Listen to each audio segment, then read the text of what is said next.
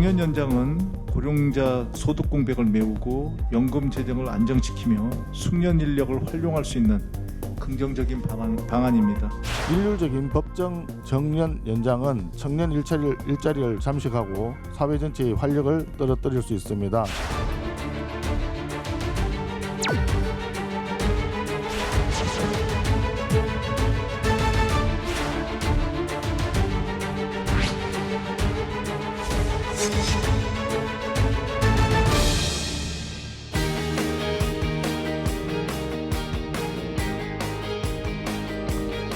여러분 안녕하십니까, 정관용입니다. 최근 국회를 중심으로 정년 연장 논의가 본격화하고 있습니다. 우리나라는 지난해 말 기준으로 만 65세 이상 인구가 전체 인구의 20%를 넘어서면서 초고령 사회에 진입했는데요. 그런 만큼 나이 들어서도 더 일할 수 있는 환경을 마련해야 한다. 여기에 대해서는 찬성하는 목소리가 높습니다. 하지만 청년층의 일자리 기회가 줄어들 수 있다는 지적, 또 기업의 인건비 부담 문제 등 현실적인 난제들도 만만치 않은데요. 정년 연장, 이것은 단순히 몇 년을 더 일할 수 있느냐의 문제가 아니라 우리 사회의 고용 구조와 세대 간 균형, 그리고 노동시장 개혁의 방향과도 맞닿아 있는 복합적인 과제입니다. 오늘 이 정년 연장 논의의 쟁점들을 짚어보면서 우리 사회가 어떤 합의를 만들어가야 할지 토론해 보겠습니다. 함께 토론할 분들 소개해드리죠. 먼저 국회 기후에너지환경노동위원회 위원, 더불어민주당 박홍배 의원, 어서 오십시오. 네, 안녕하세요. 더불어민주당 박홍배 의원입니다. 그리고 김성태 전 국민의힘 의원, 어서 오십시오. 예, 안녕하세요. 김성태입니다. 그리고 산업노동정책연구소 김성희 소장, 어서 오십시오. 예, 안녕하세요. 김성희입니다. 서울대학교 경제학부의 김대일 교수, 어서 오십시오. 네, 안녕하세요. 서울대 경제학부 김대일입니다. 박 의원님, 지금 민주당은 관련 법안이 벌써 여러 나와 있죠? 네, 22대 국회에서 총 9건의 법안들이 발의되어 있습니다. 그리고 대체로 보면 몇 년마다 1년씩 해가지고 65세까지로 좀 장기적으로 늘리는 그런 방안들이 제일 대세죠? 네, 2028년 그리고 2033년에 국민연금 수급 연령이 1년씩 더 늦춰지게 됩니다. 여기에 맞춰서 만 65세까지 정년을 연장하는 내용의 법안들이 가장 많이 박 의원님도 찬성하시는 거고. 네, 그렇습니다. 왜 해야 하는지 좀 설명해 주시면. 네, 지난해 8월에 제가 관련 법안을 발의했습니다. 먼저 이 자료를 한번 좀 보여드리면 대한민국은 OECD에서 노인들이 가장 가난한 국가입니다. 압도적으로 1위인 노인 빈곤율을 기록하고 있습니다. 또 한 가지 너무나 슬픈 사실입니다. 역시 OECD 국가 중에서 노인의 자살률이 가장 높은 국가입니다. 이 노인들의 빈곤율은 사실 정년과 그리고 연금 수급 연령의 이 격차에서 기인하는 측면이 굉장히 큽니다. 현재는 이 크레바스가 3년인데 점차 4년, 5년까지 확대가 될 예정입니다. 또 기업 입장에서는 숙련 인력, 생산 가능 인구가 말씀하신 것처럼 지난해 말로 해서 65세 이상이 20%, 36년에는 30%, 그리고 2040년에는 40%를 넘어설 것으로 전망이 되고 있습니다. 다행스러운 점은 최근 10월 초입니다. SBS에서 했던 여론조사에 따르면 우리 국민들의 80% 가까이가 정년 연장에 찬성하는 것으로 나온 점입니다. 이제는 더 이상 미루지 말고 우리 시대적 과제인 정년 연장을 시행해야 될 시기. 김성태 전 의원은 어떤 생각이세요? 저는 이 정년 연장하면 제가 참 많은 추억이 있어요. 그러니까 그때 집권당 제가 새누리당에 그때 한노위 간사를 할 때인데 그게 2012년도입니다. 그 2012년도부터 이제 정년 60세 이제 논의가 시작이 됐어요. 한노위에서. 예. 그 이전까지만 하더라도 기업 단위에서 노사 간에 노동조합이 있는 사업장 같은 경우는 단체 협약을 체결해서 정년이 53세도 있고 55세도 있고 제일 많은 데가 뭐 58세 뭐 그런 정도 유지되고 있었는데 이 정년 60세 같은 경우는 그래도 노조 운동이 활발하게 이루어지는 사업장 같은 경우는 60세까지 간 사업장도 일부는 있었죠.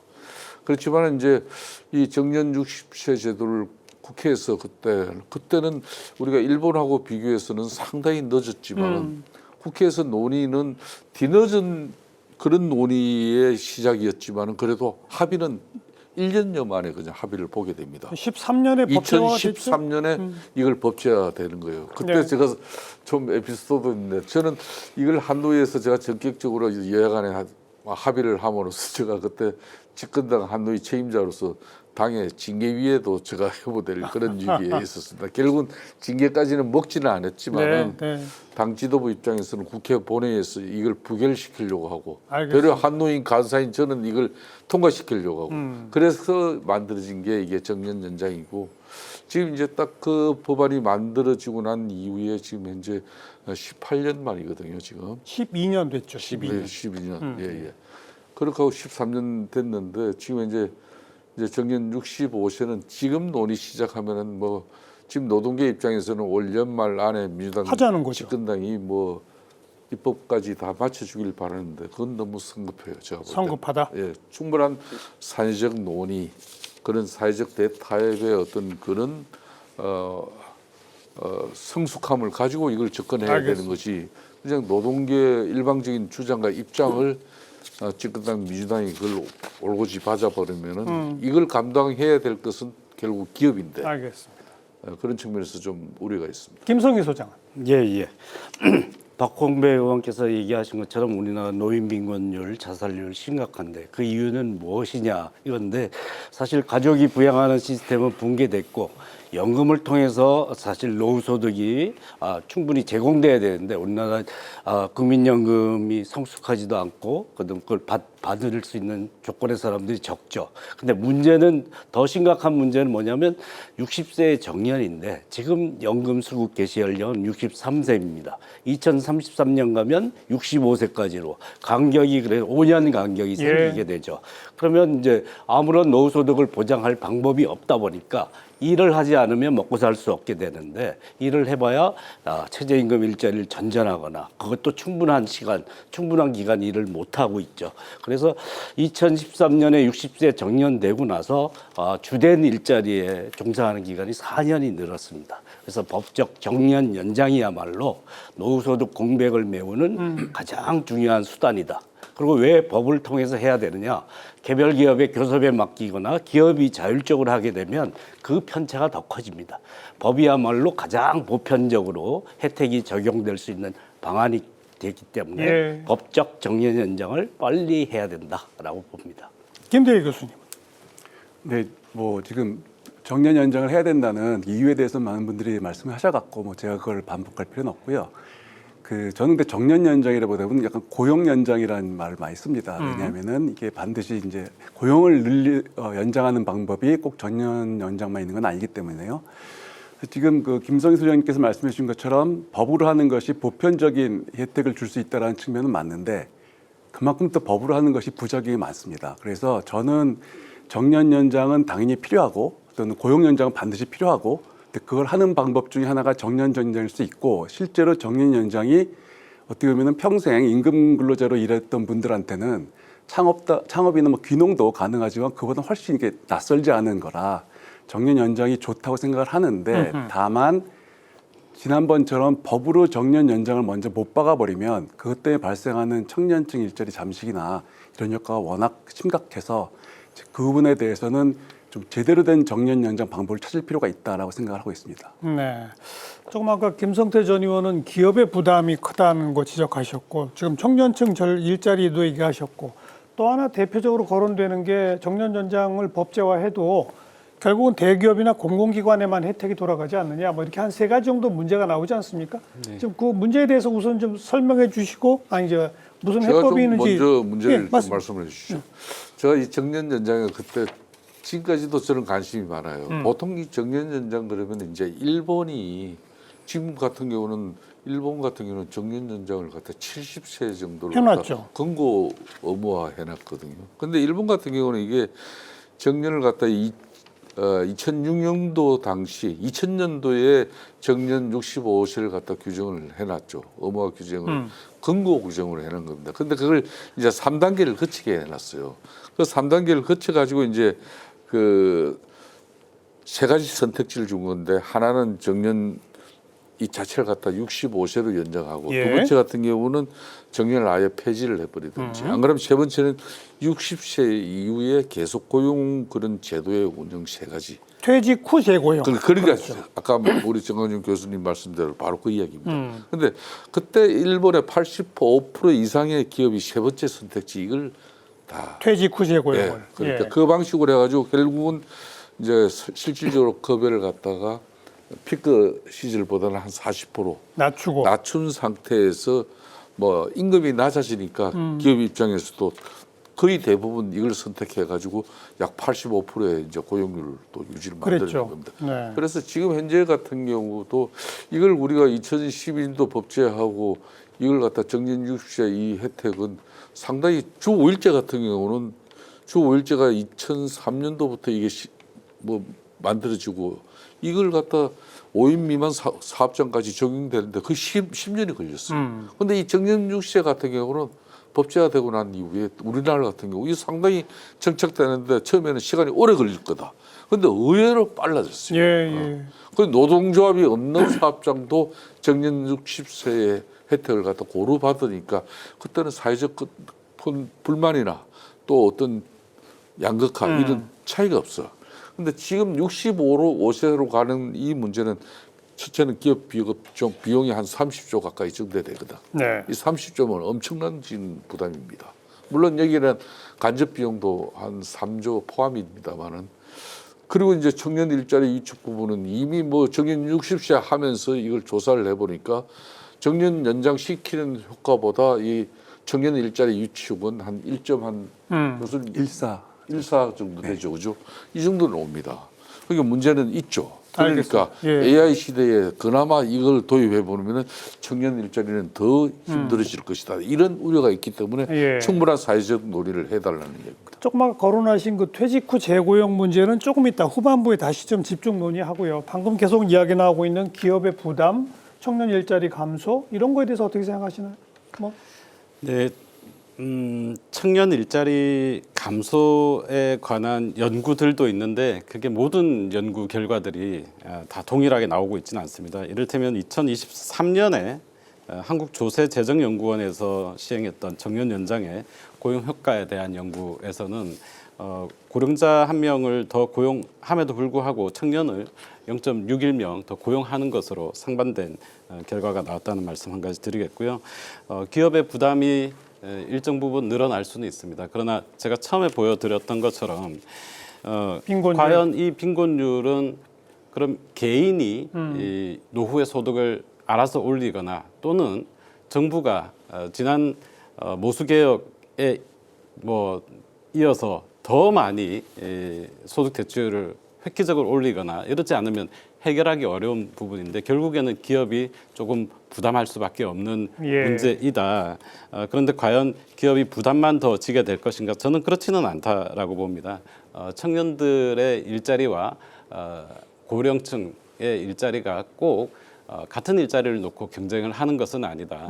고령층 같은 경우에는 좀 더 숙련도를 가지고 관리하는 이런 업무들을 할 수 있고 또 이를테면 요즘의 사무직이나 뭐 IT 기업, 금융권 같은 경우에 새로 들어오는 분들은 특히 뭐 AI나 IT에 익숙하신 분들이 많이 들어오기 때문에 청년들의 일자리는 약간의 어려움이 있을 거라는 생각은 청년들 스스로도 하고 있습니다만 그럼에도 불구하고 찬성률이 80% 가까이 나온다는 것은 지금은 어쩔 수 없이 정년 연장을 할 그래요. 수밖에 없다라고 청년들도 생각하고 있다. 김 소장님. 예. 하여튼 이 정년 연장이 기업에게 과연 비용만 발생시키느냐, 이득은 없느냐. 더불어민주당 정년 연장 특위에서 이제 기업들 쭉 사례를 발표를 했는데 지방으로 갈수록 사실 숙련 인력 활용의 필요성을 굉장히 많이 강조하더라고요. 그리고 부산상공회의소도 빨리 정년 연장을 해서 중소기업에게 지원을 줘서 그 필요한 인력을 계속 쓸 수 있게 해달라 이런 요구를 하는 것을 보면 과연 기업들에게 부담만 주는 것은 아니다. 충분히 그 경험이 있고 숙련을 갖춘 고령 인력을 활용할 필요성에도 주목하고 있다라는 거고요. 그런데 이제 급격한 인건비 증가로 이어지지 않을 수 있는 메커니즘을 찾는 것이 가장 중요하다고 생각을 하고요. 근데 퇴직 후 재고용 방식으로 했을 때 사실 일본에서도 노후소득 공백을 메우는 데는 매우 아주 미흡한 방안이라는 그 게 얘기는 조금 이따 또 하고. 드러났기 때문에 예. 법적 정년 연장을 통해서 이게 좀 더 중소기업 필요로 하는 곳까지 보편적으로 적용될 수 있는 방안으로 시도하는 게 바람직하다고. 숙련 인력을 계속 활용하면 기업에게도 보탬이 된다. 김 교수님 어떻게 보십니까? 네, 보탬이 될 수 있습니다. 네. 그래서 뭐 정년 연장 아까 제가 모두에 말씀드렸지만 그 정년 연장을 반대하는 목소리를 내는 게 아니라 법으로 정년 연장의 나이를 못 박아버리고 그거에 따라서 모든 기업이 똑같이 해야 되는 그런 상황이 안 좋은 결과를 가져온다는 거거든요. 어떤 안 좋은 결과요? 그게 왜 그러냐면 이 정년 연장하면 근로자 수가 늘어납니다. 늘어나는데 아까 이제 이 임금 삭감을 하고 퇴직 후 재고용 얘기도 하셨지만 정년 연장을 하면은 임금이 줄어들지 않고 그대로 가거든요. 그렇죠. 그러니까 비용이 굉장히 빨리 늘어나고 그 비용을 감당할 수 있는 기업들이 별로 없기 때문에 그러면 제일 먼저 하는 게 비용을 줄이고 하기 위해서 명예퇴직으로 내보내고 그 다음에 신규 채용을 줄입니다. 이제 그게 문제거든요. 그러니까 아까 말씀드린 퇴직 후 재고용 이제 나중에 말씀하시겠지만 그게 좋은 거는 이 임금을 삭감을 한다고 하시는데 지금 정년 연장을 내일 모레 앞둔 분한테 임금 20% 깎고 앞으로 5년 더 일하실래요? 하면 다 예스합니다. 그건 삭감이 아니라 누구든지 받아들일 수 있는 나가는 것보다는 5년 더 일할 수 있는 방법이기 때문에 그건 삭감이라 보는 게 아니라 그 어떻게 보면 둘 간에 합의를 하는 거라 보는 거죠. 그래서 그런 합의가 중요한 거지 이걸 법으로 정년 연장을 몇 살로 늘려서 그때까지 지금 받던 임금 그대로 계속 받으면서 가는 이제 그 시스템이 2013년도 입법 시스템이었고 그것 때문에 사실은 청년직 일자리가 없어진 거지. 정년 연장을 하면서도 청년층 일자리에 부담을 안 줄 수 있는 여러 가지 방법이 있습니다. 그 중에 하나가 임금을 이제 충분히 낮추고 그 대신 생애소득은 더 많이 벌어가는 늘어난 기간 동안 더 많이 받으니까 예, 그런 걸 우리가 디자인을 해야 된다고 생각합니다. 여기서 그 우리 박 의원이나 김 소장이 주장하는 법적 정년 연장은 기존 임금 그대로 가는 걸 전제로 하고 있습니까? 그렇지 않습니까? 그것부터 한번 밝혀보죠. 그렇지는 않고요. 네, 그렇지 않습니다. 뭐 임금 피크제는 연령 차별 때문에 적용하기 힘든데 사실 바람직하지 않은 제도죠. 퇴직 말년을 무조건 임금을 깎게 하는 것. 일률적으로 삭감은 사실 더 큰 삭감을 불러일으킬 수 있기 때문에 그렇고요. 그다음에 이제 시간의 조정, 직무의 조정, 역할의 조정을 이 가능합니다. 그걸 통해서 사실 객관적 기준에 의해서 임금이 낮춰지는 것, 그것은 받아들이는 것이고요. 그럴 필요성이 있다라고 인정하고 있기 때문에 그런 점으로 조정을 해야 되지 일률적으로 정해서 무조건 신입사원 연봉 받고 다시 일해라 이런 것도 사실 굉장히 과도한 삭감이거든요. 자회사나 하청으로 가서 일해라. 이것도 결코 바람직하지 않다고 생각합니다. 그 사람의 가진 능력을 활용하되 그 강도를 조절하고 책임 부담을 완화시키고 그만큼 임금을 줄이는 방식. 이것이 이제 합리적이고 객관적인 방식이다라고 생각하는 박 거죠. 의원님도 비슷한 생각입니까? 네, 같은 생각입니다. 어쨌든 이 28년과 33년 사실은 대한민국을 제외한 세계 대부분의 나라들은 정년과 연금 수급 연령, 개시 연령이 맞춰져 있습니다. 예. 대한민국만 예외로 되어 있고 그것도 2년 뒤에는 다시 더 격차가 벌어지는 이 상황에서 법적 정년 연장은 더 이상 미룰 수 없는 과제라고 생각을 하고요. 재고용을 통해서 급여를 상당 부분 낮추고 노동자를 계속 고용하는 기업들이 있습니다. 그리고 법적 정년이 늘어나지 않았음에도 불구하고 정년을 61세나 62세로 늘리는 기업들도 있죠. 있습니다. 사실 노사관계가 괜찮은 곳들은 일부 임금 피크제도 덜어내고 사실은 임금이 굉장히 높은 사업장들은 아닙니다. 그리고 충분한 그 능력과 생산성에 맞는 임금들을 연장된 기간만큼 협의된 수준으로 뭐 10%가 줄어든 신대양 제재 같은 그런 사례들이 있었었는데요.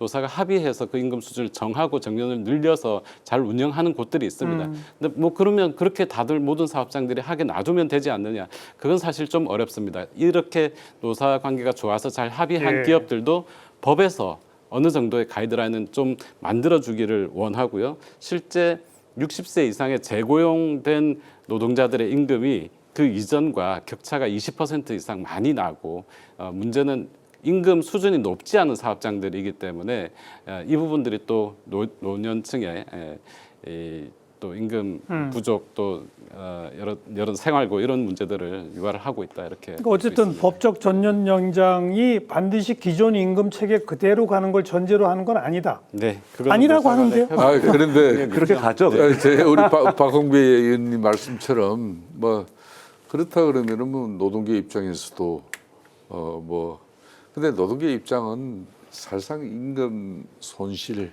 없는 그런 정년 연장을 이야기하거든요. 바라는 바는 그렇겠죠. 그런 거죠. 그러니까 2012년부터 당시 시작한 정년 60세 같은 경우도 처음에 그 노동계 입장에서는 임금 피커제 도입까지도 동의를 해줬어요. 그렇기 때문에 그게 빠르게 진행된 거거든요. 근데 사실상 임금 피커제가 이게 정부의 통제가 가능한 곳이 공기업밖에 없더라고요. 그러니까 이제 공기업만 그 임금 피커제로 그러니까 정년이 연장된 예, 부분에서 이렇게 3년 전부터 이렇게 조금씩 줄어들어가지고 그게 이제 뭐 그래 원래 합의 정신이 이어졌는데 그 외에 민간 사업장 같은 경우는 또 노조 활동이 활발한 것 같은 임금 피커제 이게 그냥 필요가 없어져 버렸어요. 그냥 연장이 돼버린 겁니다. 그 정도까지는 이제 우리 기업 입장에서도 저는 정년 60세까지는 우리 기업의 경쟁력이 그걸 감당을 했어요. 근데 이 65세까지 같은 경우는 저는 또 개인적으로는 뭐 우리 당 지금 지도부가 아니기 때문에 내가 개인적인 입장입니다만 개인적인 입장으로서는 저는 개인적으로 정년 연장을 희망하는 사람입니다. 희망하지만은 이번 같은 경우는 아직은 아니다. 이번 같은 경우는 충분한 사회적 논의. 그러니까 이게 그러니까 노무현 정권 때도 최저임금제, 최저임금 한 뭐 2년 동안 33% 올리니까 최저임금 근로자들의 많은 임금 개선 효과는 있었지만은 결론은 물가 상승이라든지 모든 부동산 상승의 요인이 돼버리고 그렇게 해서 그 노동자들이 결국은 더 어려운 네. 가정 경제가 돼버리더라고요. 그러니까 이런 부분도 정년 연장 해가지고 기업이 계속 뭐 고용, 숙련 고용 이런 걸 통해 가지고 기업이 상생하는 노동자들도 노소득 보장적인 측면에서 극획한 뭐 임금 삭감의 재고용의 어떤 기회를 얻을 그런 것보다는 자기가 일하던 곳에 숙련성을 가지면서 그걸 유지하면 산업 안전 측면에서도 도움되고 좋아요. 이건 좋은데 문제는 노조가 있는 사업장 입장에서는 사실상 좀 임금 삭감이 웬만큼 이게 그 수용 폭이 적다 이거죠. 그렇죠. 그걸 적대 현지 노조 운동을 하는 사람이 이렇게 우리가 뭐 임금 삭감이 웬만큼 이루어진 가운데 이걸 정년을 연장을 해야만이 법제가 쉽게 된다 이야기를 못 꺼낸다는 거죠. 그러면 이게 이제 참 이제 알겠습니다. 기업 입장하고 예. 차이가 커질 수밖에 없어요. 그러니까 논리적으로는 임금 체계 개편을 할 수 있다고 하지만 그게 잘 안 됩니다. 노동조합이 셀수록 안 받아들일 거라는데요. 어떻게 보십니까? 예, 그 연령 차별 금지 및 고령자 고용 촉진법에 정년이 이제 규정돼 있습니다. 연령 차별을 피하기 위해서 60세 이상으로 돼 있습니다. 60세 이상으로 정해 놓은 사업장들도 꽤 있는데요. 근데 이제 거기에 19조 2항이 그러니까 과반수로 조직된 노동조합은 임금 체계 등에 협의하여야 한다라고 돼 있습니다. 그 조항을 좀 확장할 필요성을 제기하고 있는데요. 거기에 이제 이 직무 조정, 시간 조정, 역할 조정이라는 것을 그런 게 좀 더 객관적인 기준이죠. 일률적 삭감을 명시할 수는 없기 때문에 법에 그래서 그런 것을 조정을 담고 한다면 임금 체계의 실질적 개편이 가능하다라고 생각합니다. 근데 임금 체계를 개편이 전제 조건이라고 자꾸 얘기하는데 쉽지가 않습니다. 글쎄요, 어렵죠. 정년 연장 때문에 그걸 바꿀 수 있었으면 벌써 만들어졌을 텐데 지금 직무 조정, 시간 조정, 역할 조정이라는 것이 반영된다면 그야말로 객관적인 직무급 이 형태로 이행하는데 촉진할 수 있는 기회가 될 수도 있다라고 생각합니다. 정년을 법적으로 연장해 두되 네. 직무 시간 역할 조정을 통한 임금 삭감을 충분히 활용하면 된다는 말씀이잖아요. 그렇습니다. 김 교수님, 이런 방식으로 하면 사실은 퇴직 후 재고용하고 비슷한 거 아닌가요? 그게 현실적으로 말씀은 그렇게 하지만 논리적으로는 그렇지만. 만습으로는 현실적으로는 거의 힘든 이유가 중요한 거는 임금 수준이지 직무급이냐 아니면 무슨 연공급이냐 그게 중요한 건 아닙니다. 사실은 임금이 그때그때 조정될 수 얼마나 유연하게 조정될 수 있느냐가 중요하거든요. 직무급이라 그래서 어떤 직무에 맞춰져 있는 임금이 그게 충분히 높으면 그러면 똑같은 일이 발생을 합니다. 그게 낮아져야 되는 거지 직무급이라서 뭐가 달라지는 건 아니고요. 그래서 기본적으로 아까 잠깐만 임금 삭감 사건 말씀을 하시는데 이게 좀 복잡한 얘기긴 한데 예를 들어서 우리나라 연공세열 제도가 약간 일본에서 배워온 거거든요. 근데 그 연공세열은 어떠냐면 젊을 때는 자기 생산성보다 낮게 받고 그렇죠. 나중에 더 높게 받습니다. 그래서 그 정년이 필요한 거예요. 왜냐하면 그걸 넘어가서 계속 더 높은 임금을 지급하면 기업이 계속 손해를 볼 수밖에 없기 때문에 그런데 그 정년을 늘리면 거기서 계속 높은 임금을 지급하면 계속 손해를 보거든요. 이제 그 부분 때문에 이제 신규 채용을 안 하고 하는 건데 그래서 그 부분은 삭감이 아니라 생산성 수준으로 낮추는 거라고 보셔야 되고 그렇게 보면은 그런 이제 조정이 가능한 그렇게 이 생산성에 맞춰서 임금을 조정할 수 있고 저는 삭감이라는 말을 쓰지 않습니다. 왜냐하면 원래 상태로 돌아오는 거기 때문에 그보다 밑으로 주면 삭감이 되겠지만 그래서 그런 식의 어떤 이 정년 연장을 하면 최소한 청년층한테 부담은 주지 않고 그렇지만 우리가 다 원하는 장년층의 고용 연장, 고용 증가 이건 얼마든지 할 수 있는데 그걸 법으로 그냥 정년을 늘려라라고 하면 예. 노조 입장에서는 제가 노조라도 굳이 임금 깎는 걸 받아들일 이유가 별로 없거든요. 알겠어요. 협의하는 것만 합의가 아니라 협의거든요. 그래서 이제 그런 문제가 그동안 발생을 했던 거죠. 그러니까 네. 바로 그게 퇴직 후 재고용 시에는 생산성만큼으로 임금을 조정하는 것이니까 그게 훨씬 더 현실적이다 그 말씀 아닙니까? 네, 그게 자, 현실적이에요. 이 퇴직 후 재고용은 왜 안 되는 겁니까? 네, 일본 사례 조금 이따가 얘기를 하겠지만 그 일본은 지금 하셔도 돼요. 예. 법적 정년을 60세로 그대로 두고 65세까지 계속 고용할 의무를 부과를 했습니다. 그러나 뭐 계속 고용해야 된 의무는 생겨 있지만 노동 조건 그러니까 임금 수준은 사용자가 일방적으로 정합니다. 그래서 이걸 그대로 받아들여서 계속 일하는 비율이 70% 정도밖에 되지 않는 것으로 알고 있습니다. 지금 뭐 경총 등 재계에서 계속 주장하는 이런 재고용 방식의 경우에 심지어 그 임금 수준뿐만 아니라 어떤 노동자를 계속 고용할지 말지도 자신들이 갖겠다라는 것이기 때문에 선택해서 할 수 있으니까. 네, 이것은 사실 대안이 되기가 어렵고 노동자들도 받아들이기 어렵다 저는 그렇게 봅니다. 한마디로 노동자들한테는 아무런 선택권이 없고 기업이 마음대로 사람도 고르고 임금도 정하기 때문에 안 된다 그 말씀인 거죠? 예. 일본의 재고용 위주의 방식 70% 이상의 기업이 그걸 선택했는데요. 기업에게 선택권을 줄 때 신입사원 연봉이나 비정규직으로 채용할 수 있게 하는 거거든요. 퇴직한 다음에 재고용하는 거기 때문에 근데 이제 임금 삭감 수준이 너무 높아서 일본 정부도 노후소득 공백 문제 심각하니까 70% 이상은 주라고 권고를 하고 있습니다. 권고를 하고 있다. 그리고 그다음에 이제 그 부작용이 많으니까 기업들이 선별하게 되면 사실 대다수는 적용 안 될 가능성이 있지 않습니까? 그래서 희망자 모두에게 적용하라는 것은 의무화시켰습니다. 의무화시켰어요. 그리고 중도 해고를 금지시켜서 3년간은 그래도 계속 일할 수 있게 해야 된다. 그래서 60세 정년을 그대로 두고 선택권을 기업에게 주는 방식을 하다 보니까 이 보완책을 쓸 수밖에 없는데 보완책을 써도 노후소득 공백 문제를 해결하는데 충분치 않았다라는 거고요. 그래서 재고용이 되면 그러면 청년과 충돌이 없냐? 재고용 자회사나 하청에도 청년들 있지 않습니까?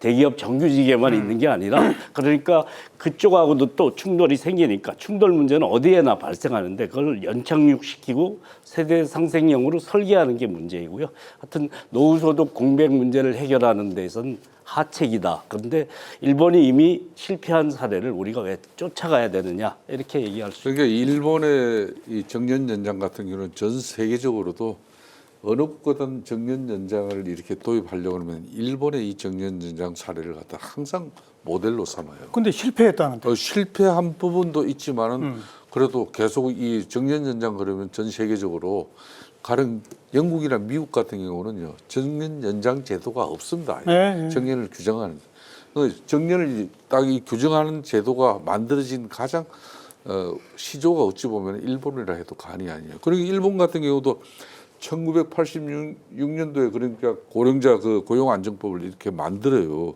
그때는 55세에서 60세를 만드는 건데 60세 이하로 할 수 없다고 이렇게 법제화를 했어요. 그래가지고 60세 정년 규정이 법안이 만들어지고 난 이후에 12년을 거치면서 이게 이제 의무화가 됩니다. 그게 이제 1998년이에요. 그게 그러니까. 그때 이제 이게 정년 60세 이걸 갖다 만들면서 두 가지를 했어요. 한 가지는 임금 구조 개선 작업이 들어가는 것이고 또 한 가지가 인력 구조 조정을 시작하는 겁니다. 이걸 12년 동안 계속해서 이걸 관찰하고 모니터링하고 그렇게 하면서 결국은 1998년도에 완전한 정년 60세를 의무화를 시키는 거예요. 그리고 65세까지도 똑같은 방식으로. 그러니까 지금 우리 같은 경우는 대한민국은 저 아까 정년 60세 도입 엄청나게 1년 전 만에 1년 한 6개월 만에 이게 도입돼 버렸습니다. 이 기적이라고 해도 과언이 아니에요.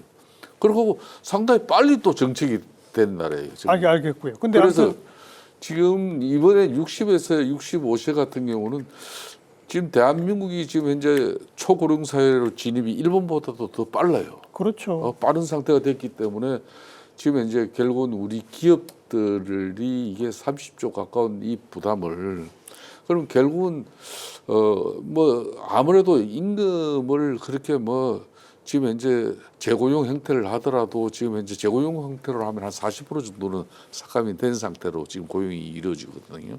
그렇게 이게 피크로 도입되든 어떤 형태로든 도입되고 나면은 뭐 노조가 좀 노조 운동이 활발한 데 같은 경우는 이게 금방 무력화돼 버립니다.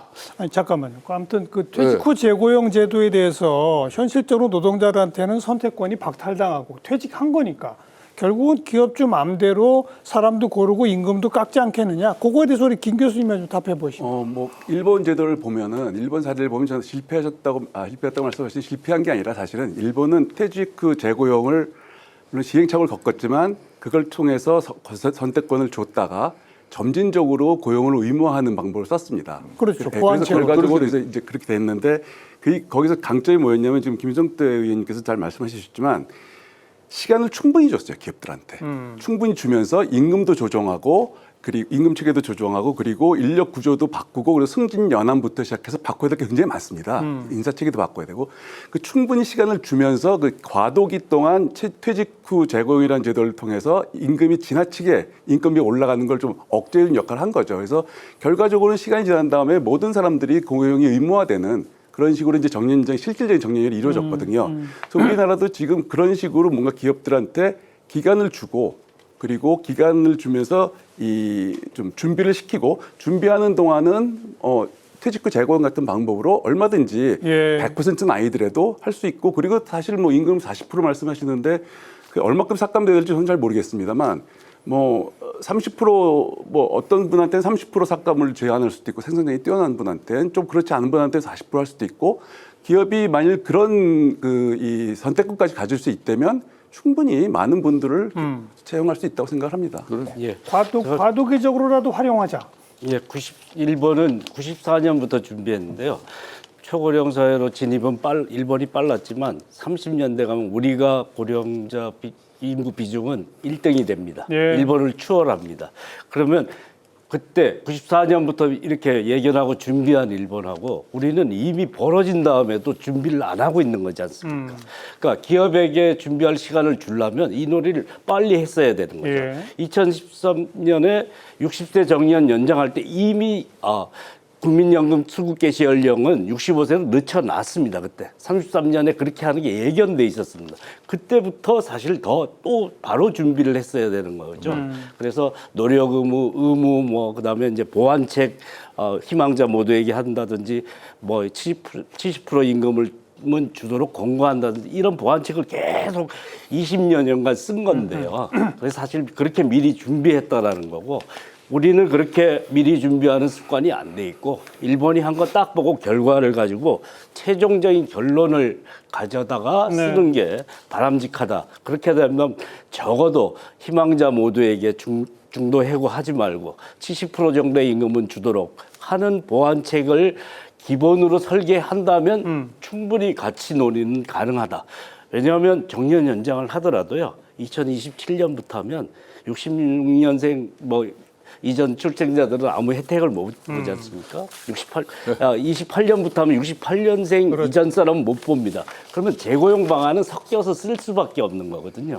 그리고 이게 또 고령화 속도가 높아서 65세 정년하더라도 70세까지 고용이 필요로 합니다. 그쪽은 재고용을 써야 됩니다. 재고용 방안은 법적 정년하고 같이 더불어 쓸 것인데 법적 정년이 밑바탕이 안 되면 그 효과가 굉장히 낮은 수준의 임금을 차별적으로 적용하는 방식이 될 가능성이 높기 때문에 두 가지를 병행하기 위해서도 법적 정년 연장을 축으로 삼고 그다음에 이제 재고용 방식을 보완책으로 쓰는 게 바람직하다고. 그러니까 제가 한 말씀만 좀 의견을 드리면요. 일본 같은 경우도 2000년도에 그러니까 정년 65세 의무법제화가 그때 만들었어요. 근데 이게 완전히 65세까지 도달하는 과정까지 의무가 완전 25년 걸렸단 말입니다. 2000년도에 이 법원이 만들어져 가지고 그리고 2012년이 딱 지나면서부터 2013년도부터 이제 60세부터 시작해 가지고 3년에 정년이 1년씩 늘어나요. 그렇게 해 가지고 이제 2025년 올해 완전한 65세가 된 겁니다. 그리고 이제 또 70세 법안이 또 만들어지고 그렇죠. 건거 법안이 이렇게 그러니까 일본은 상당히 이걸 오랜 기간을 가져가면서 그러니까 근로자 측과 기업 입장에서 상생 모델을 이게 서로 윈윈할 수 있는 그 모델을 쉽게 말하면 정부 사회적 논의가 충분하게 뒷배경이 돼버린 겁니다. 근데 우린 고령화 우리는 속도가 그게 없어요. 근데 지금. 고령화 그래서 속도가 너무 빨라서 이게 이번에 같은 경우도 한전이 이제 민주당이 지금 절대 의석을 가진 집권당이잖아요. 그러니까 이제 양대 노총 의견 주장대로 그냥 이걸 법제화를 갖다 65세를 딱 때리고 난 다음에 아까 말한 그런 모든 과정이 다 생략된 채로 가버리거든요. 네. 그런 측면에서 이제 우려가 있다는 거예요, 저는. 아무리 급해도 사실 뭐 바늘 허리에 뭐 실무가 쓸 수 없는 것처럼 제가 이 말씀드리자면은 지금 포커스가 정년 연장 중장년층 고용에 가 있으면 계속 간과하는 게 청년층입니다. 그러니까 일단 중요한 거는 청년층한테 피해를 주지 않으면서 갈 수 있는 방법을 찾아야 되는데 여기에 지금 이 뭐 소득 절벽이 있고 이분들이 뭐 몇십 % 삭감을 받고 이런 문제에 초점을 맞춰서 그걸 막으려 하다 보면 그 부담은 다 청년층에게 가거든요. 그러니까 우리가 그런 걸 생각을 할 때 같이 생각을 해야 된다는 그런 알겠습니다. 걸 좀 좀 강조드리고 싶습니다. 예. 네, 저희가 국민연금을 60세에서 한 해씩 늦춰서 받기로 결정한 게 1998년도 1차 연금 개혁 당시입니다. 그러니까 일본은 당시에 이미 정년에 대해서 함께 고민을 했고 세계 모든 나라가 정년과 연금 수급 개시 연령을 같은 범주로 묶어서 고민을 하는데 우리만 이 정년에 대해서는 아무 생각도 없었었고 연금만 그래서 2013년부터 61세, 2018년부터 62세 이렇게 해서 지금 이 상황까지 벌어진 겁니다. 그러니까 이를테면 대부분의 우리 중고령층의 분들을 만나 뵈면 정말로 노후에 대해서 걱정을 많이 하세요. 국민연금의 소득 대체율이 너무 낮습니다. 특수직역연금의 연금을 받으시는 분들을 제외하고는 그분들도 소득 크레바스가 있습니다만 너무나 노후 생활에 대해서 고민이 많고 그래서 저희가 정말로 기형적일 정도로 OECD 평균의 3배 가까운 55세, 64세 중고령층 고용률을 보이고 있는 거거든요. 실제로 생활비를 벌지 않으면 안 되기 때문에 퇴직연금이 있는데 2층이라고 하죠. 개인연금은 변론으로 하고 퇴직연금을 연금으로 받는 비율이 10%밖에 안 됩니다. 그러니까 노후가 너무 이 빈곤한 이 문제를 이 정년 연장으로 해결하지 않으면 안 되어서 사실은 윤석열 정부 때인 2024년도에도 경사노위에서 이 사회적 대화를 계속 해왔습니다. 예. 네, 그걸 이어받아서 올해 4월부터 저희 더불어민주당에서 정년 연장 TF 지금 특별위원회로 격상해서 사회적 대화를 계속 하고 있다라고 말씀을 드리겠고요. 이제는 저희가 국민연금 수급 연령을 2년 뒤에 한 해 더 늦추는 결정을 번복하든지 그렇지 않으면 정년을 연장할 수밖에 없는 상황이다. 알겠습니다. 이렇게 조금 아까 우리 김성희 소장께서 퇴직 후 재고용 제도라고 하더라도 원하는 사람은 모두 다 의무적으로 그리고 최소 70% 이상의 임금은 주도록 이런 정도라면 같이 논의할 수 있다라고 했는데 그렇게 할 수 있나요, 김 교수님? 저는 그게 100점짜리는 아니지만 그래도 법으로 그냥 정년을 연장해 놓는 것보다는 그게 낫다고 생각합니다. 그래요? 예, 그냥 아예 법으로 정년을 연장해 버리면 그나마 70%도 안 내려가거든요.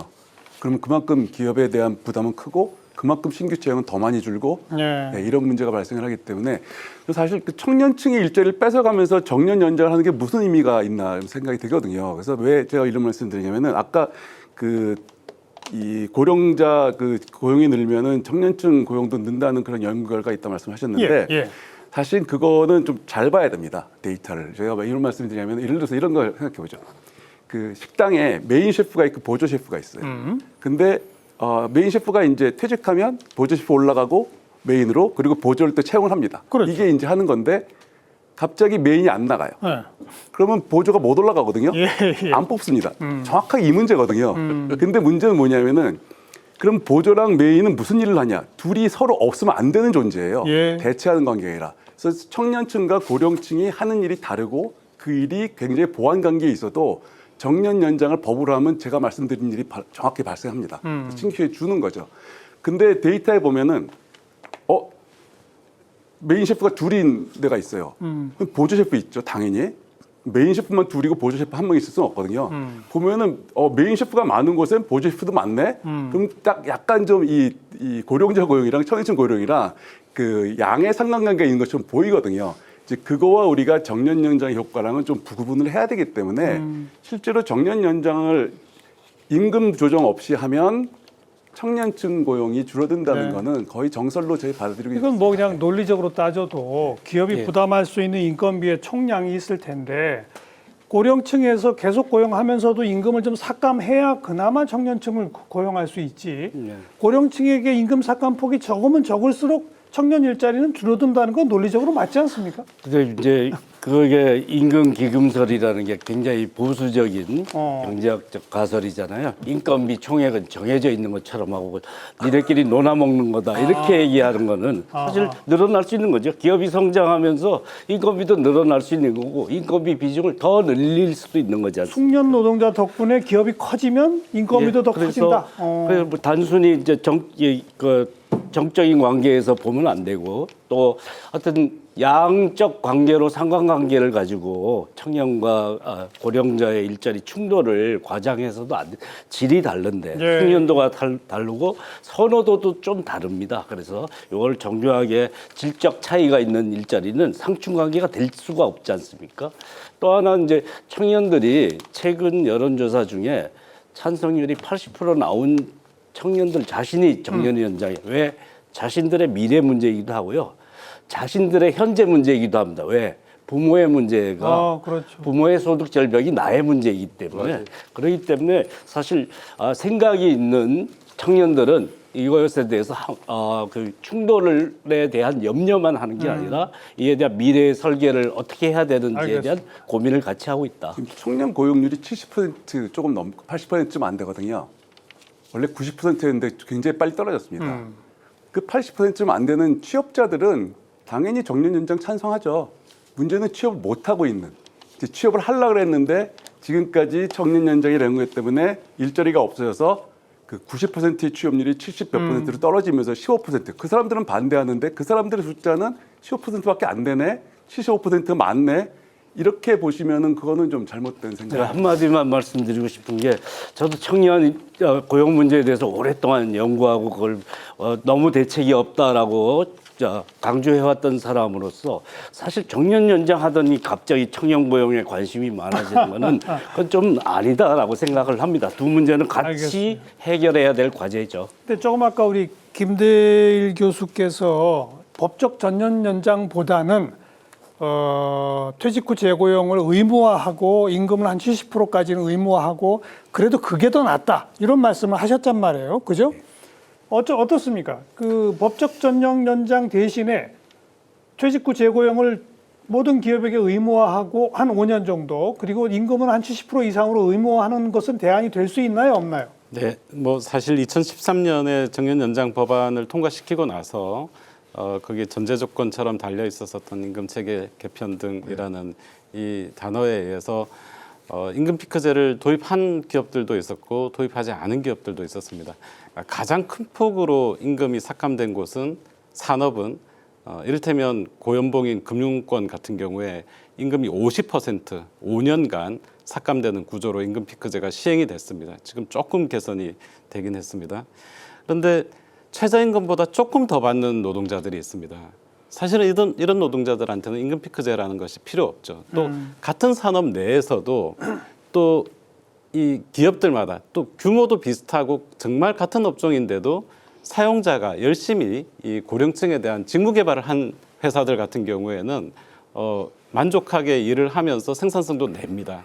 그런데 그렇지 않고 정말로 거의 직무를 주지 않는 네. 그런 형태들도 있는 거죠. 그래서 뭐 70%라는 것이 무조건 가이드가 되는 것은 아니고 임금 피크제를 본격적으로 도입할 때 고용노동부가 관련한 가이드가 있었지 않습니까? 그런 것처럼 이 사회적 대화 과정에서 이런 부분들이 충분히 논의가 되고 시행될 때는 어느 정도의 가이드 같은 것들이 있다면 충분히 가능하다. 저는 그렇게 보고 있습니다. 그러니까 그때도 2013년도 이해 법제화 정년 60세 법제화 될 때도 그때도 김성애 소장님 참 역할도 많이 하시고 많은 노력도 해줬죠. 그때 일본 같은 경우도 초기에는 정년 연장 과정에서 청년 고용의 위축을 상당히 우려했었어요. 그래서 이 청년 고용의 위축을 막기 위해서 그러니까 퇴직 후 재고용 방식을 가져가는데 이 재고용 방식에서도 쉽게 말하면은 그 실적이 좋은 그러니까 상당히 그나마 정년 퇴직을 하더라도 실적과 그리고 능력 이런 부분이 좀 우수한 사람들만 선발해서 하다 보니까 그게 청년 유축 문제하고 이게 보완이 돼 버렸어요. 그리고 그때 일본 전체적으로 일자리가 많이 늘어나니까 이 문제가 다 덮이면서 정착이 됐는데 지금 우리나라 같은 경우는 지금 상당히 지금 경제 사정도 어렵고 지금 청년 실업 상당히 심각한 상황이거든요. 예. 그렇기 때문에 저는 이번 같은 경우에도 아까 말한 임금 체계 개편 원래는 처음에 임금 구조 개선을 넣으려고 그러는데 양대노총에서 워낙 반발하고 뭐 이러니까 그래서 고심고심하다가 만들어진 게 임금 체계 개편이에요.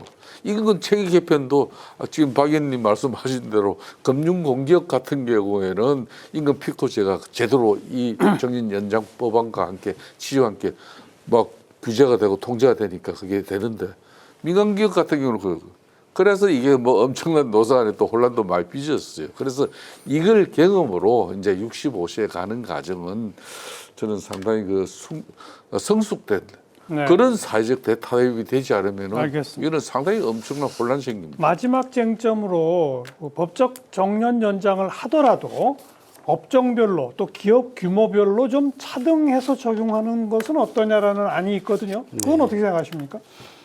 예, 모든 우리나라가 노동 관련 제도를 도입할 때 뭐 40시간제 도입하거나 이럴 때도 그렇고 기업 규모별 단계적으로 했는데요.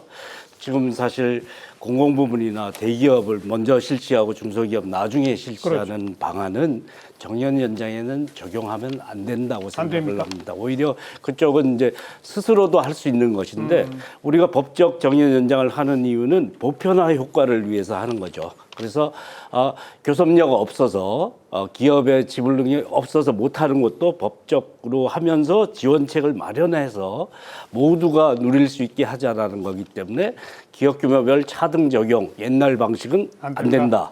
그래서 오히려 어떤 방안으로는 중소기업부터 먼저 하자 이런 것도 있는데요. 근데 그러면 그 제도의 안착 효과가 발휘가 안 됩니다. 그래서 50인 이상, 100인 이상, 100인 미만 기업도 70%가 정년 제도를 가지고 있거든요. 근데 취업 규칙을 안 가지고 있는 50인 미만 기업들이 적용이 안 되는데 이 법제화를 통해서 정년제가 실질적으로 운영되도록 만들어야 되기 때문에 같이 모든 부분이 동시에 같이 하는 것이 이 효과를 누리는데 바람직하고 법적 정년 연장을 해야 되는 원래 이유가 이런 보편적 적용이다. 어떻습니까? 그 제가 이번에 특히 이제 정년 65세 이 연장 법안이 발의된 지금 뭐 의원 입법을 보니까 거의가 다 민주당 의원들 9분이 이제 이 법안을 발의를 했더라고요.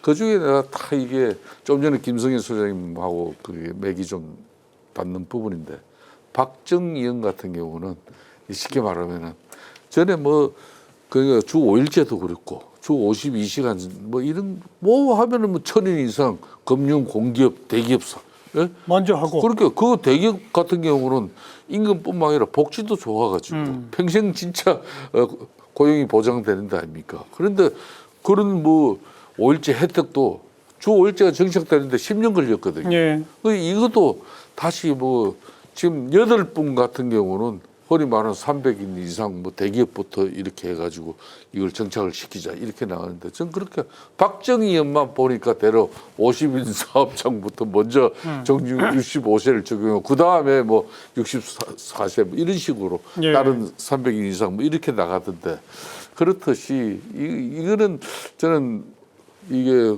사업장 규모에 따라서 편차와 차별을 두는 건 나는 안 맞다고 봐요. 그러니까 법적 시간이 좀 걸리더라도 법적 정년 연장이라면 네. 기업 규모별 차등화는 안 된다. 네, 그렇죠. 그런 생각이 같으시네요. 네, 그 대목은. 저는 그렇게 봐요. 김 교수님도 같으세요? 아니요, 저는 원래 이제 법적으로는 하지 말자는 하지 말자는 주장인데 주장인데. 그렇게 법적으로 안 하고 이제 노사 협의하면 다 달라지니까요. 예, 근데 예. 그렇지 않고 법으로 한다고 하면 차등 방안을 두는 것도 하나의 방안은 될 수 있는데 저는 현실적으로 차이가 없다고 생각합니다. 왜냐하면 어차피 정년 연장이 임금의 어떤 인건비를 올리고 그것 때문에 청년층 신규 채용을 줄이고 이 효과는 대기업에 집중된 효과입니다, 사실은. 왜냐하면 연공세율제에서 나오는 거거든요. 예, 예. 중소기업의 대부분 기업들은 그냥 연공급을 주는 데도 좀 있지만 많은 경우에는 그냥 우리가 보통 스팟 웨이지라고 하는 그때그때 생산성에 따라서 임금을 드리기 때문에 그때는 실제로 정년제를 운영하고 있어도 정년제 자체에 아주 큰 의미가 있지는 않습니다. 근데 이 대기업들이 연공세를 갖고 있기 때문에 마지막 이 정년에 가까워진 분들의 임금이 훨씬 높거든요, 생산성보다. 이제 그 문제인데. 근데 이제 지금 정년 연장에 대한 논의는 아까도 말씀드렸죠. 한노총이나 민노총 다 공기업과 대기업을 대변하는 기업들이거든요. 그래서 그러니까 대기업 노조 근로자들을 중심으로 거기에 이 기득권을 좀 대변하는 목소리가 결국 전체 근로자들의 목소리냐 하면 그렇지는 않습니다. 왜냐하면 대기업에서 인건비가 올라가고 신규 채용이 안 되면 그거는 그 대기업의 문제로 끝나는 게 아니라 대기업에서 하청 물량이 주고 그렇죠. 하청 단가가 줍니다. 그러면 중소기업한테 피해가고 예. 그 밑에 하청 또 가고 그래서 사실은 아까 그냥 저임금 근로자들도 좀 많은데 그분들은 사실은 정년 연장을 한다고 해서 이렇게 많이 달라지진 않습니다. 그분들은 오히려 그분들이 그렇게 임금이 떨어지지 않는 뭔가 하청 관계에서의 문제점이나 이런 거라든가 아니면 대기업에서 어떤 이 대기업의 기득권이 너무 보호되는 이 경제 구조 이런 것 때문에 발생하는 거기 때문에 그 측면에서 보기에는 결국은 제가 그런 말씀드리는 결국은 차등을 해도 결국은 이슈는 대기업이고 예. 보편에도 결국 이슈는 대기업이라 알겠습니다. 별 차이는 없을 거라는 생각입니다. 양노총을 대변할 이유는 없지만 사실관계는 바로 잡아야 되는데 양노총의 조합원 중에 30% 정도는 비정규직이고요. 그다음에 한국노총 특히 중소기업에 많이 조직돼 있고요. 알겠습니다. 그런 점에서 사실 대기업 대사업장의 목소리가 크게 작용할 수는 있지만 그것만 대변하기 위해서 지금 보편적 적용 알겠습니다. 효과를 강조하는 것은 아니다. 자, 말씀드립니다. 여기서 잠깐 오늘 주제에 대한 데이터의 흐름 어땠는지 살펴보고 마무리 토론 이어갑니다. 빅데이터 이슈 분석 김시원 아나운서가 정리해드립니다. 빅데이터 이슈 분석, 정년을 키워드로 빅데이터를 분석했습니다. 지난 10월 11일부터 11월 10일까지 한 달 동안 뉴스, 커뮤니티, SNS 등에서 집계한 총 정보량은 약 2만 5천 건입니다. 뉴스 정보량의 추이를 살펴보면 11월 5일 정보량이 가장 많았습니다. 한국노총과 민주노총이 정년을 65세로 연장하는 방안을 올해 안에 입법해달라고 국회와 정부에 촉구하면서 관련 기사가 이어졌는데요. 재계는 경영 불확실성이 커질 수 있다며 우려를 나타냈습니다. 이어서 정년 연관어를 살펴보면 정년 연장, 퇴직, 고용 등을 볼 수 있습니다. 정년 연장 논의가 본격화하고 있는 가운데 정년이 현행 60살에서 61살로 1년 연장되면 정규직 고령자 약 5만 명의 은퇴가 늦춰질 것으로 추산됐는데요. 기업 부담이 청년 고용 위축으로 이어질 수 있는 만큼 세심한 정책 설계가 필요하다는 의견이 나오고 있습니다. 중견기업 10곳 중 6곳은 기업 경쟁력 제고와 고령자 근로 안정을 위한 공동해법으로 퇴직 후 재고용을 선호한다는 조사 결과가 나왔습니다. 정년 연장과 정년 폐지를 선호하는 기업은 각각 33.1%, 4.7%에 그쳤습니다. 올해부터 65세까지 고용 의무화 조치가 사실상 전면 시행되는 일본은 연령 기준을 단계적으로 높이며 65세 고용 의무화를 추진해서 연착륙을 시도했습니다. 또 정년 폐지, 정년 연장, 계속 고용 중 하나를 기업이 자율적으로 선택하도록 했습니다. 지금까지 정년을 키워드로 알아본 빅데이터였습니다. 자, 민주당의 입장은 금년 안에 입법을 마무리한답니까? 사회적 합의를 전제로 금년 안에 입법한다입니다. 그 사회적 합의라고 하는 건 뭘 말하는 거죠? 네, 지금 당에서 운영하고 있는 정년 연장 특별위원회에서의 합의를 얘기를 하는 겁니다. 그 당 내에 있는 조직인 거죠? 그러나 사실 경영계 측 또 또 참여하고 청년들 있고. 그리고 양대 노총이 모두 참여하고 있는 사실상의 경사노위를 대체하는 사회적 대화 기구다 이렇게 볼 수 있습니다. 거기서 합의가 이루어질까요?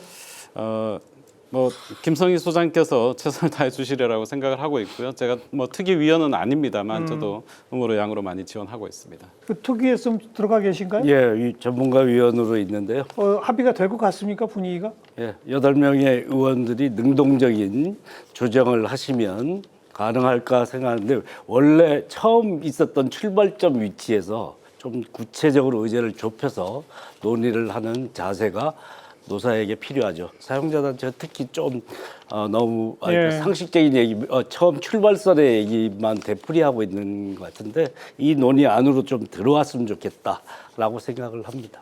자, 민주당 내에 구성되어 있는 특위에 노사가 다 참여하고 있어서 거기서 합의가 이루어지면 연내 입법하겠답니다. 어떻게 생각하세요? 그러니까 이게 저는 민주당 내에서 원래 처음에 TF가 만들어지고 해서 정년 연장의 필요성에 대해서 사회적 공감을 이뤄내기 위한 그런 당 정치 차원에서의 노력은 저는 평가하고 싶습니다. 해야죠. 그렇지만은 그걸 민주당 그릇 안에서 민주당만의 방식으로 민주당만의 방법으로 그렇게 기결시킨 법안이 만들어져서는 이게 국민들이 쉽게 기업들이 동의하기 어려워지는 문제예요. 그렇기 때문에 저는 좀 이게 물론 경사노위 또 맡겨놓으면 하세월 시간 걸린다 그래가지고 지금 민주당이 급하게 지금 당내 논의 기구로 가지고 밀어붙이는 거거든요. 이렇게 가면 안 되는 거예요. 이게 그러면 이렇게 논의되는 과정을 누가 사회적 대타협이라고 볼 수 있겠습니까? 경사노위는 바로 경사노위가 사회적 대타협을 위한 기구 아니겠습니까? 그 경사노위가 되기 전에는 그게 노사정위원회 아니었습니까? 바로 김대중 대통령의 가장 큰 공과 중에 하나가 그렇죠. 그 IMF 금융위기를 맞이한 상황에서도 바로 이 노사정위원회에서 사회적 대타협을 통해서 IMF를 극복했단 말입니다.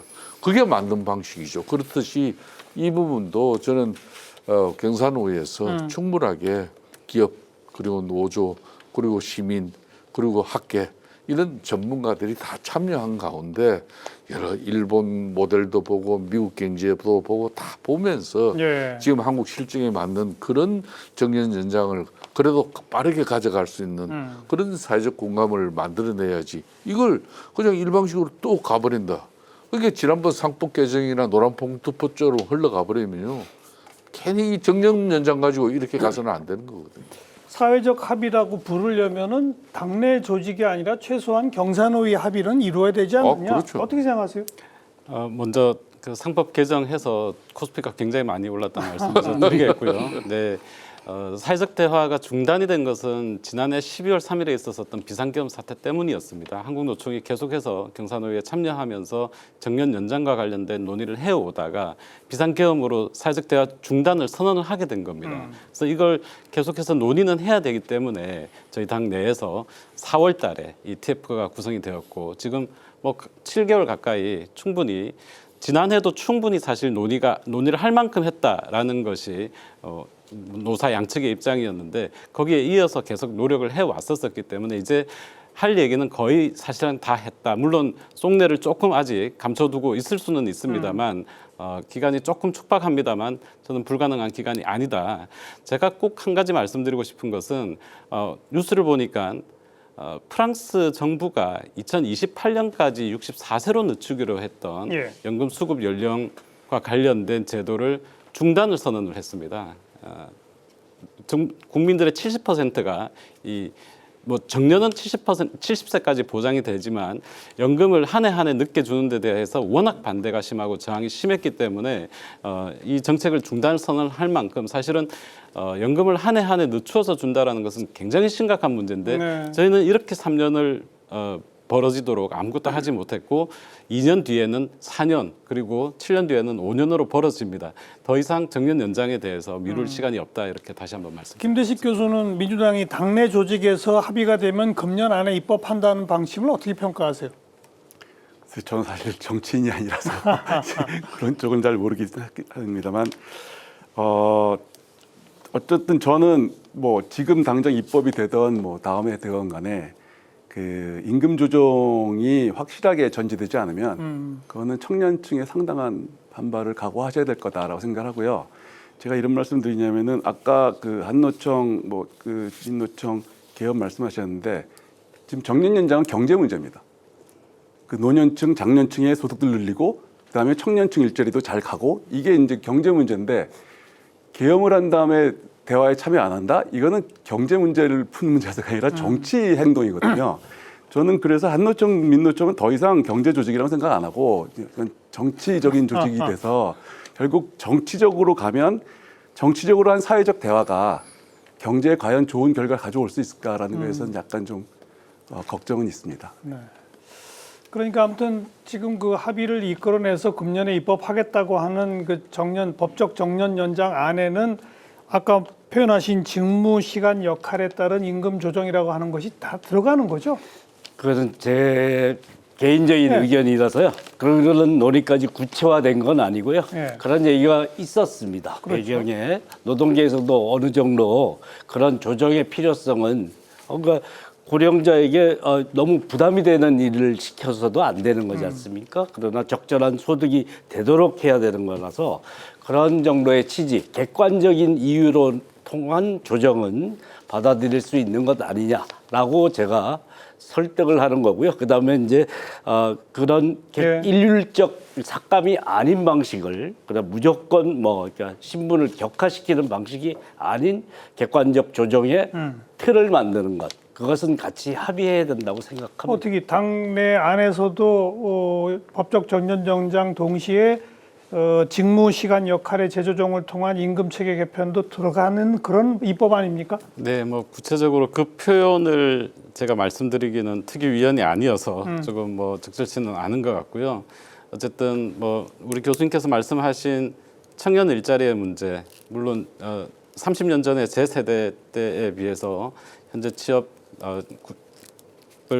원하는 청년들의 인구수도 많이 줄기는 했고 경제 상황도 많이 바뀌었습니다. 취업을 하는 양태도 좀 많이 바뀌기는 했습니다만 쉬었음 청년이 어쨌든 꾸준히 계속 증가하고 있고 청년층의 고용률이 떨어지고 있다라는 점은 저희 더불어민주당에서도 매우 깊게 고민하고 있고 걱정하고 있고 저는 이것들이 우리 정년 연장을 희망하는 중고령층 세대들도 똑같은 마음일 거라고 생각을 합니다. 그렇죠. 자기 자식 얘기죠. 자녀 세대들이 예. 아빠 엄마의 정년 연장을 바라는 것만큼 정년 연장을 기대하는 아빠 엄마의 마음도 아이들의 취업을 걱정하고 있을 것이다. 그래서 이것이 세대 간의 일자리 다툼이 아니라 세대 간의 상승의 결과로 알겠습니다. 충분히 만들어낼 수 있다 이렇게 믿고 있습니다. 자, 이제 토론 마무리 짓겠습니다. 마무리 발언 우리 김대일 교수님부터 한 30초, 한 1분 이내로 한마디 해주시면 듣고 끝낼게요. 네, 지금 이슈는 청년층과 장년층인데요. 그 정년 연장은 임금이 아무리 충분히 조정돼도 청년층 일자리를 만들어낼 수는 없습니다. 장년층 일자리는 늘릴 수 있죠. 근데 청년층 일자리는 결국 성장 정책이에요. 성장 정책을 통해서 기회를 만들고 앞으로 뻗어나가는 일자리가 많이 생겨야 청년층이 일자리가 생기는 거고, 근데 그게 안 됐기 때문에 청년층 일자리가 줄고 있었는데 거기에 정년 연장이 약간 불난데 기름을 부은 격이었거든요. 그러니까 그러니까 지금 정년 연장을 추진하는 거에 대해서 저는 반대. 아까도 말씀드렸지만 정년 연장은 필요합니다. 근데 그걸 좀 잘해야 된다는 거 하고 또 그거와 병행해서 성장 정책을 통해서 청년층 일자리를 늘릴 수 있도록 그렇죠. 그 부분을 확실히 좀 해야 된다라는 게 제 생각이고 특히 뭐 새로 되신 이재명 대통령께서 그건 좀 잘하실 거라고 생각을 합니다. 김성희 소장. 예, 우리는 정년 연장으로 고령자의 소득 공백 문제를 해결하고 청년들이 오랫동안 이제 갈만한 일자리가 없어서 생긴 문제들도 동시에 해결할 수 있는 정책 혼합을 잘 해야 된다고 생각하고요.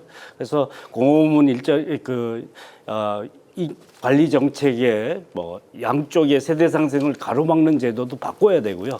그다음에 기업들이 사실 양쪽을 동시에 늘릴 수 있는 여력을 만들 수 있는 지원책을 만들고 정년을 늘리면서 신규 채용을 안 하는 기업에 대해서는 오히려 제재를 주고 둘 다 늘리는 기업을 북돋는 그런 제도 설계를 통해서 세대 상생의 모델을 만들어야 된다고 생각합니다. 김성태 전 의원. 그렇습니다. 이게 처음부터 이제 초고령 사회의 이런 소득 공백 해소 그리고 연금 불일치 문제로 이렇게 정년 연장 논의가 이제 지금 급물살을 타고 있지 않습니까? 그런 측면 이 논의 배경은 반드시 필요합니다. 그렇지만은 이걸 이제 국민적 슬기로움과 지혜를 모아서 이거 결국은 주요 쟁점을 큰 무리 없이 해소해내야 되는 그게 이제 청년 고용 감소 우려와 그리고 임금 체계 및 기업 부담을 어떻게 이걸 갖다 큰 무리 없이 또 받아들이게 할 것이냐. 그러기 위해서는 사회적 합의와 단계적 시행 필요성을 어떻게 이걸 법제화시킬 것이냐. 이런 과정이 지금 이제 정치적으로는 민주당이 좀 마음이 시급하더라도 이게 뭐 양대 노총 해가지고 특히 내년 같은 경우는 내년 6.3 지방선거가 있어요. 그것 때문에 또 정치적으로 너무 또 노동계의 표를 의식한 경제활동 인구가 2천만이 넘으니까요. 네. 그런 좀 너무 섣부른 그런 정치적 행위에만 이게 좀 함몰돼 버리면은 상당히 아까 김 교수님 말씀대로 이건 경제입니다. 정년 연장은 경제예요. 경제 문제이기 때문에 이 경제는 경제가 잘 돌아가고 그래야 가정경제도 또 혜택을 보는 거거든요. 그런 측면에서 좀 슬기로운 지혜를 특히 뭐 김성희 소장님 같은 분이 중재 관리자 역할을 잘해주기 바랍니다. 박홍배. 예, 주된 일자리에서 퇴직하는 연령이 50세 전후로 나오고 있습니다. 그리고 실제 노동시장에서 은퇴하는 연령은 70세가 넘습니다. 그러니까 50세 전후의 중고령 세대가 되어서 20년 넘게 본인이 30년 이상 일했던 주된 일자리가 아닌 저임금의 비숙련의 최저임금에 가까운 임금을 받으면서 노동을 하는 것은 대한민국 경제로서도 매우 손실이 큰 부분입니다. 이런 인적 자원들을 잘 활용해야 된다는 측면에서도 법적 정년 연장은 반드시 필요하다. 그리고 이것은 세대와 세대 간의 일자리 다툼이 아니라 세대와 세대가 일자리를 나누고 경험을 나누는 상생의 방안이다. 저는 이렇게 생각하고 반드시 올해 안에 숙제를 마무리하도록 최선을 다하겠습니다. 자, 이 저출생 고령화 시대에 더 오랫동안 일해야 한다라고 하는 그 명제에 반대하실 분은 아무도 없을 것 같습니다. 문제는 그 방법 그리고 그 내용이겠죠. 그 방법과 내용을 잘 설계해서 경제 전체 또 청년층 일자리에 미칠 영향을 최소화할 수 있는 그런 지혜를 우리가 만들어내야 할 것 같습니다. 네 분 이제까지 수고하셨습니다. 고맙습니다. 네, 감사합니다. 네, 다음 시간 또 뵙죠.